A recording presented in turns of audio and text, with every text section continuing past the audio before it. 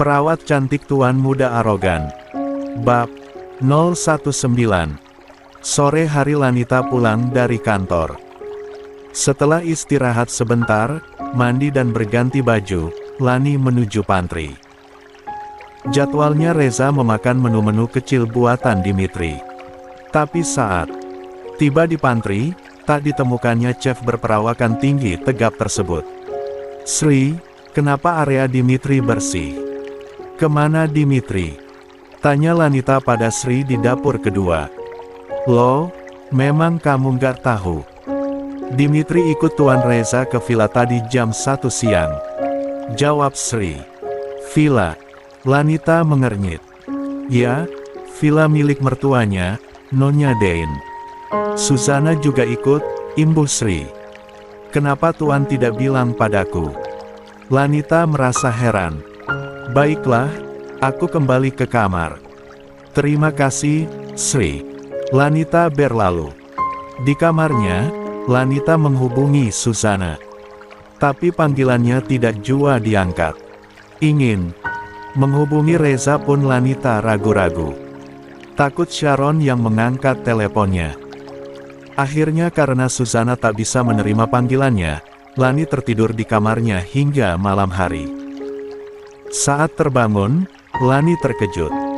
Pikiran dan perasaannya langsung tertuju pada Reza.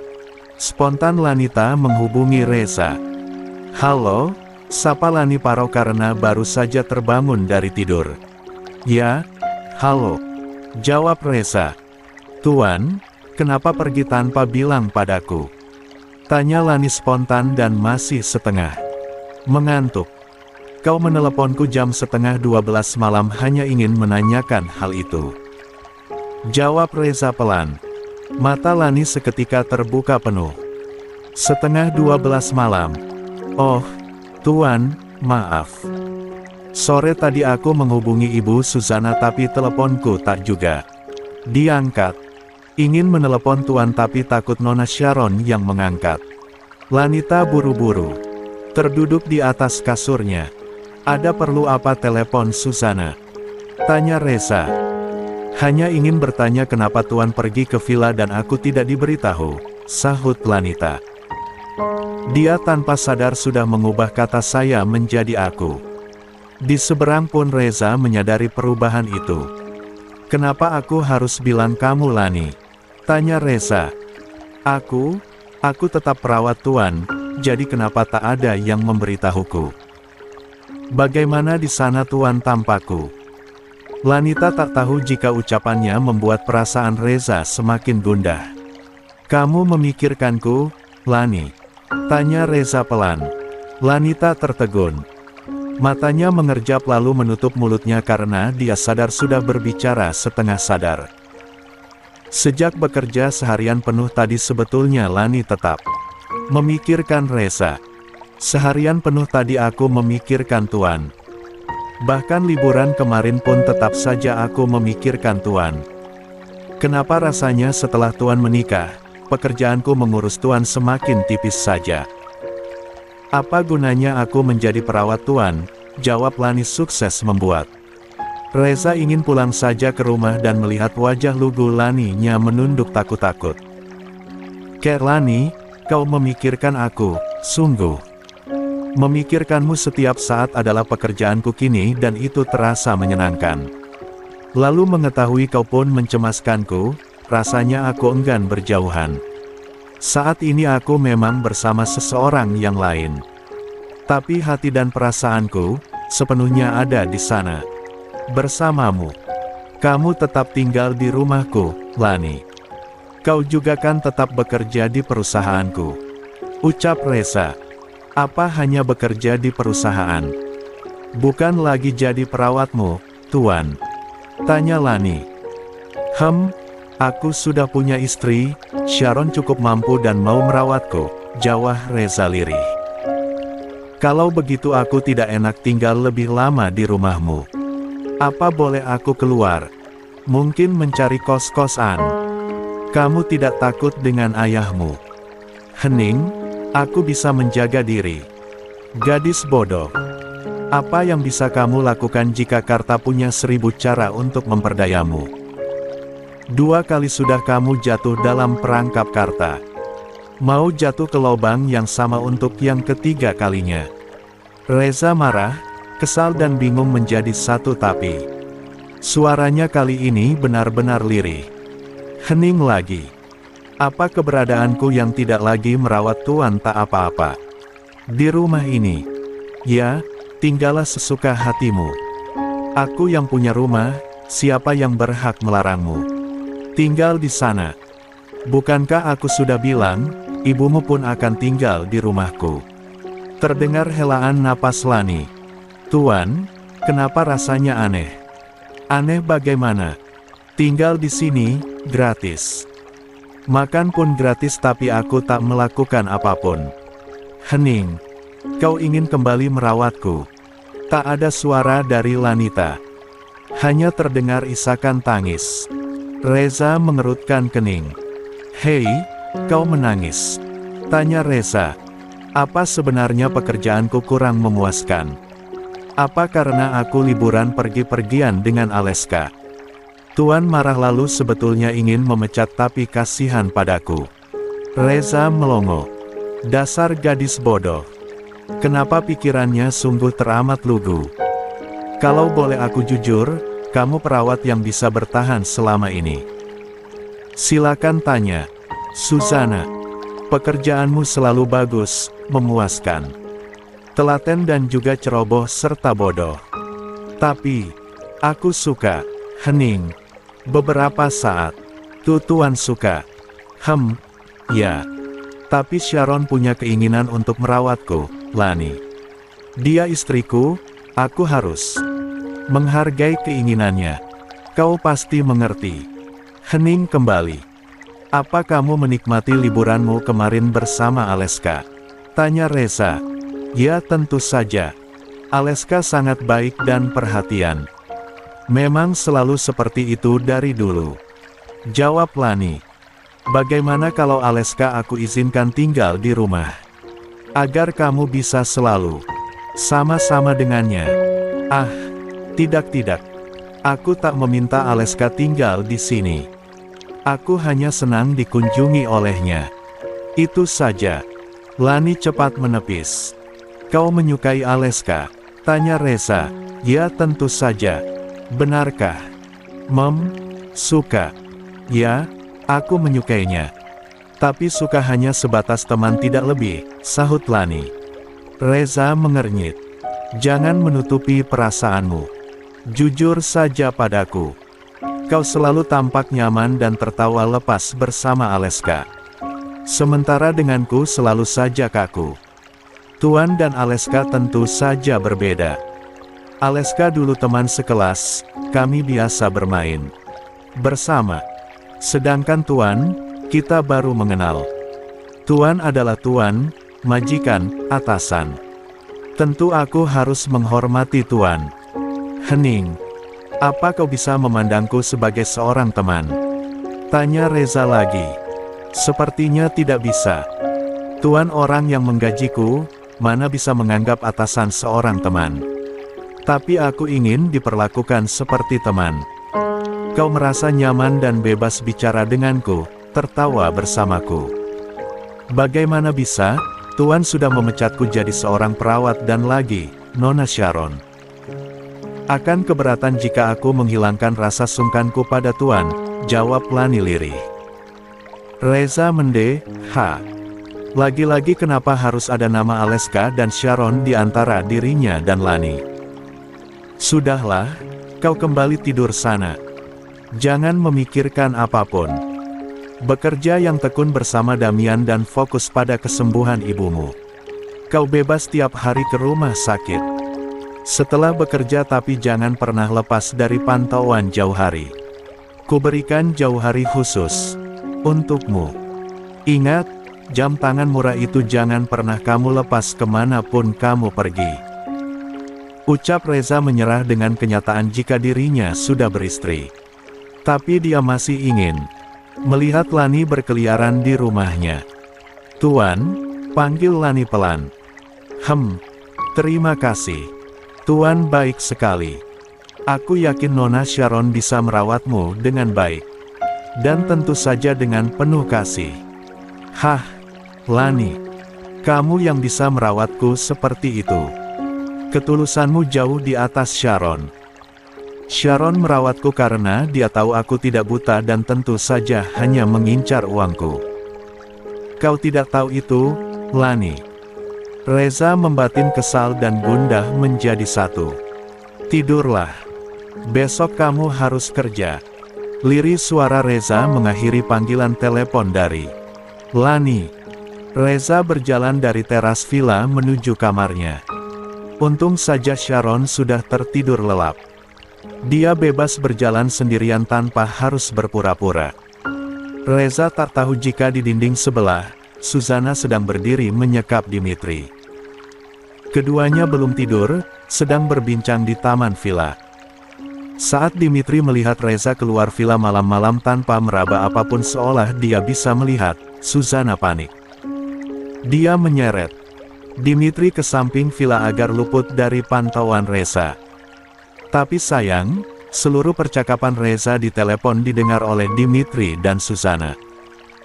Dimitri enggan meninggalkan teras karena Suzana bersikap mencurigakan. Setelah terdengar pintu villa dikunci, Suzana melepaskan tangannya dari mulut Dimitri dan kikuk serta menjauh. Selama Reza menelepon, tubuh Suzana merangsek nyaris menempel dengan tubuh Dimitri. Baru setelah Reza selesai menelepon, Suzana tersadar. Hoah, akhirnya aku bisa bernapas lega. Kau tahu, aku sesak. Sesak karena kau menempel padaku. Aku menikmatinya sebetulnya makanya aku sesak. Kekeh Dimitri. Pelan. Wajah Suzana memerah. Dasar mesum. Gerutunya. Kali ini gantian Dimitri yang menyeret Suzana. Kembali ke kursi taman di depan villa. Sedikit ke samping. Andai Suzana tidak menyeret Dimitri, Reza sudah pasti bisa melihat keberadaan mereka. Katakan, apa tadi aku tidak salah lihat? Tuan Reza berjalan di kegelapan tanpa tongkat, duduk dan melihat layar ponsel dan gerakannya seperti orang normal, bisa melihat. Dimitri berbisik penasaran. Tuan sudah menghafal hitungan langkah tiap ruangan dengan cepat. Aku yang mengajarinya, kelit Suzana. Tapi aku melihat dengan jelas Tuan Reza melihat layar ponsel, mengotak-atik dan lalu ponsel di sakunya berdering. Tuan Reza memiliki 2 ponsel. Jelas tangannya hanya menggeser-geser ponsel pertama, sus. Lalu kamu menyeretku tiba-tiba, semakin membuatku curiga. Dimitri meminta penjelasan. Suzana menyugar rambutnya. Dia bingung harus berkata apa lagi. Mengelak hanya akan membuatnya tampak bodoh. Reza memang jelas memperlihatkan sikap yang menunjukkan dia tidak buta. RGGH, kenapa jadi seperti ini, sih? Kenapa kamu mengajakku mengobrol sampai malam? Suzana mendeh, dan menghela napas kasar. Dimitri menatap lekat Suzana. Sus, apa Tuan Reza sebetulnya bisa melihat? Tuan tidak buta, desak Dimitri. Suzana menarik napas dalam. Dimitri, kau harus bersumpah demi langit dan bumi terlebih dulu. Tidak, aku akan bersumpah demi dirimu, ujar Dimitri seraya menggenggam jemari tangan Suzana. Suzana melongo melihat sikap Dimitri. Tuan Reza bisa melihat. Dia tidak buta, bisik Dimitri halus. Suzana akhirnya mengangguk lemah. Dimitri terbelalak. Tuan tidak pernah buta sama sekali. Suzana kembali mengangguk. Sejak kapan? Genggaman Dimitri di tangan Suzana semakin erat. Panjang ceritanya. Tapi aku tak berhak menceritakan apapun padamu. Alasan Tuan Reza berpura-pura buta pun aku tak berhak memberitahu. Ingat, kau lulus tes menjadi chef. Tuan Reza itu anugerah. Berarti kau tulus dan jujur di matanya, ucap Suzana. Loh, Aku bekerja dengan niat jujur, kok. Apalagi Tuan Reza membebaskanku membeli perangkat memasak serba mahal, bahan-bahan masakan mahal, itu salah satu surga dunia untukku. Kau tahu, aku lebih senang memasak untuk Tuan Reza karena aku bisa bereksperimen dengan bahan dan alat masakan serba mahal, yang dulu sama sekali tak mampu aku beli. Aku senang memasak, jadi kenapa aku harus tidak tulus dan tidak jujur? Ya, tetaplah seperti itu. Tetaplah memasak dengan semangat dan penuh kasih. Dan pastikan masakanmu aman. Karena dulu seorang chef pernah meracuni Tuan Reza. What? Dimitri terbelalak. Susana menutup mulutnya. Ah, kenapa mulutku ini tak mau diam? Bagaimana bisa? Dimitri gemetar. Susana melongo. Dimitri melepaskan genggaman tangannya dan gemetar, dia terisak. Dimitri, kau menangis. Susana keheranan. Memasak adalah seni. Seni menciptakan suatu karya, memanjakan lidah orang-orang, apalagi orang yang kita cintai. Memasak dengan hati akan membuat cita rasa masakan menjadi lebih sempurna. Kenapa ada seorang koki atau chef tega menodai hasil karyanya dengan racun? Itu penghinaan terhadap masakan, Susana. Itu sebuah kejahatan. Aduh, aku tak mengerti apa yang kau bicarakan. Sudah, yang penting, rahasiakan Tuan Reza bisa melihat. Kau mengerti? Ancam Susana. Siapa yang sudah meracuni Tuan Reza? Aku tak tahu, itu terjadi saat Tuan Reza masih kecil. Makanan yang disodorkan koki itu awalnya untuk Nyonya Serindita, tapi entah karena apa malah Tuan Reza yang memakannya. Lalu Tuan Reza dilarikan ke rumah sakit. Setelah dilakukan pemeriksaan, ada racun dalam makanannya. Untung saja nyawa Tuan Reza bisa diselamatkan.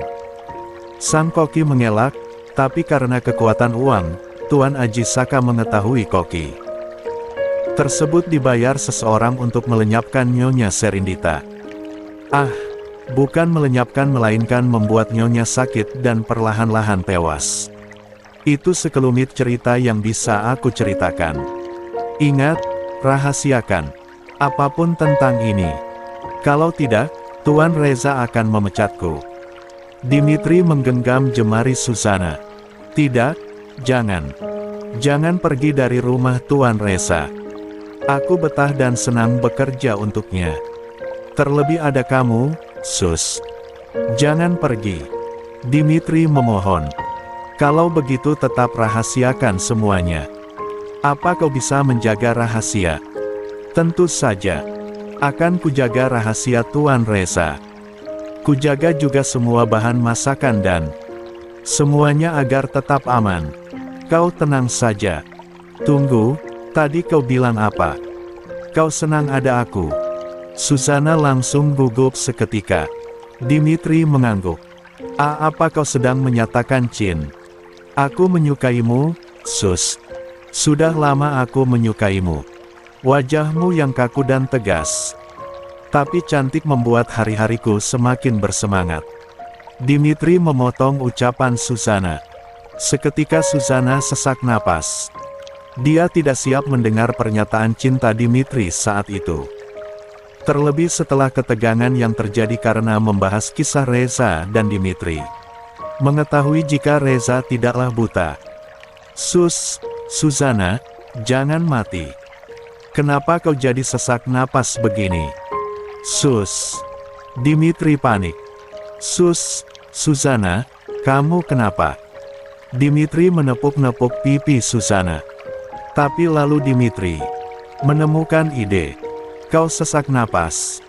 Mau aku kasih napas buatan? Bisiknya. Susana melotot, napasnya terhenti dan mendorong Dimitri menjauh. Susana lekas masuk paviliun tak peduli panggilan Dimitri padanya. Dimitri menyusul Susana, tapi Susana sudah keburu masuk kamar dan mengunci pintu. Kamu asma beneran apa akting? Kenapa megap-megap? Dimitri mengetuk-ngetuk pintu kamar Susana. Terdengar pintu kamar lain dibuka. Rashid keluar kamar. Ada apa sih malam-malam ribut? Rashid membawa gelas kosong. Susana sesak napas, sahut Dimitri. Aku tak apa-apa, teriak Susana dari dalam kamar. Kamu nggak bohong? Tanya Dimitri menempelkan telinga ke pintu. Tidur sana, aku ngantuk, teriak Susana. Bagaimana? Diterimakah? Dimitri membuat ulah. Rashid mengernyit saat menuang air dari botol besar di lemari es mendengar ucapan Dimitri. Sus, diterimakah? Tak terdengar sahutan. Heh, diterima apa? Rashid sudah ada di belakang Dimitri. Aku menyatakan cinta pada gadis di dalam sana, jawab Dimitri santai. Rashid terbelalak. Kau? Dimitri heran. Apa? Kenapa melotot?